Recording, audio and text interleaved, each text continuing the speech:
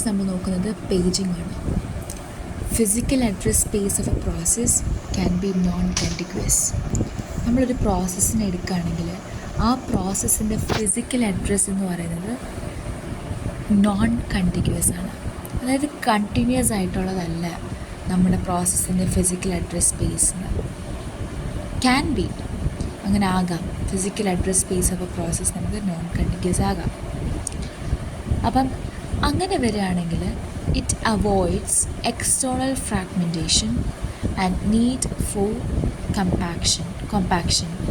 അതായത് external fragmentation ഇവിടെ വരത്തില്ല. എക്സ്റ്റേണൽ ഫ്രാഗ്മെൻറ്റേഷൻ വരുമ്പോഴല്ലേ നമ്മൾ ഫ്രീ സ്പേസ് എല്ലാം കൂടെ ഒരു സ്ഥലത്താക്കുന്നത്. അപ്പോൾ അവിടെ അത് കോമ്പാക്ഷനും അവിടെ അവോയ്ഡ് ചെയ്യും. It avoids the compaction and external fragmentation. avoids the problem of varying sized memory chunks. ഒത്തിരി വേറെ സൈസായിട്ടുള്ള മെമ്മറി ചങ്ക്സിനെ അവോയ്ഡ് ചെയ്യിപ്പിക്കും. അപ്പം it avoids the varied size memory chunks and avoids the external fragmentation and need for the compaction. Okay, so നമ്മൾ paging ആണ് നോക്കുന്നത്. So paging divide the physical memory into fixed size called frames. നമ്മുടെ ഒരു physical memory ഉണ്ടെങ്കിൽ ഇപ്പം ഇതാണൊരു physical memory എങ്കിൽ നമ്മുടെ physical മെമ്മറീനെ നമ്മൾ കുറേ സൈസായിട്ട് ഡിവൈഡ് ചെയ്യും. അതിനെ വിളിക്കുന്ന പേരാണ് എന്താണ് ഫ്രെയിംസ്. ആൻഡ് നമ്മുടെ സെക്കൻഡറി മെമ്മറിയിൽ അതുപോലെ ഡിവൈഡ് ചെയ്യുന്ന വിളിക്കുന്ന പേരാണ് pages. Okay, so divide the physical memory into fixed size blocks. Fixed size അത് ചേഞ്ച് ചെയ്യാത്ത ബ്ലോക്സ് ആയിട്ട് നമ്മൾ ഡിവൈഡ് ചെയ്യും, which is known as frames. Block size is power of 2, that is between the 512 bytes and 1 GB. Divide logical memory into the blocks of the same size as frames called pages. അതായത് ഈ രണ്ട് blocks ഒരേ size ആയിരിക്കുമെന്നാണ് ഇവിടെ ഉദ്ദേശിച്ചത്. The page size like the frame size is defined by the hardware. Page സൈസും നമുക്ക് hardware ആണ് ഡിഫൈൻ ചെയ്യുന്നത്. അത് നമ്മൾ അടുത്തിലോട്ട് പോകുമ്പോൾ മനസ്സിലാകും. അത് ഇതിലേക്ക് പോകുമ്പോൾ മനസ്സിലാക്കിക്കോളും.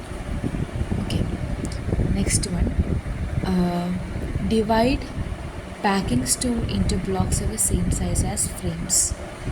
ഞാനിപ്പോൾ പറഞ്ഞത്. Keep track of all frames. To run a program size of n pages, need to find n free frames and load program. Set up a page table to translate logical to physical address. അപ്പം logical അഡ്രസ്സിൽ നിന്ന് physical അഡ്രസ്സിലേക്ക് നമ്മൾ change ചെയ്യാനായിട്ട് we are setting up page table.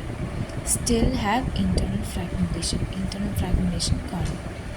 So നമ്മൾ നമ്മുടെ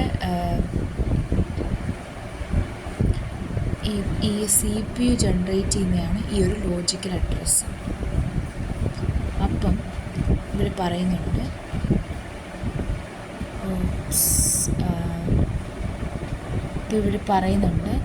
നമ്മുടെ CPU generate ചെയ്ത അഡ്രസ്സിന് പേജ് നമ്പറും കാണും, പേജ് ഓഫ്സെറ്റും കാണും. പേജ് നമ്പറിന് use as an index into a page table. Page ടേബിളിലേക്കുള്ളൊരു ഇൻഡെക്സ് ആയിട്ടാണ് നമ്മൾ പേജ് നമ്പറിനെ എടുക്കുന്നത്. Page table consider base address of each page in the physical memory. Physical മെമ്മറിയിലുള്ള ഓരോ പേജിൻ്റെയും ബേസ് അഡ്രസ്സ് പേജ് ടേബിളിലാണ് ഉള്ളത്. ഓക്കെ, ഫിസിക്കൽ മെമ്മറിക്കകത്തുള്ള ഓരോ പേജസിൻ്റെയും ബേസ് അഡ്രസ്സ് ഉള്ളത് പേജ് ടേബിളിനകത്താണ്. അതായത് ഫിസിക്കൽ മെമ്മറിക്കകത്തുള്ള എല്ലാത്തിൻ്റെയും അഡ്രസ്സ് ഉള്ളത് ഈ ഒരു പേജ് ടേബിളിനകത്താണ്.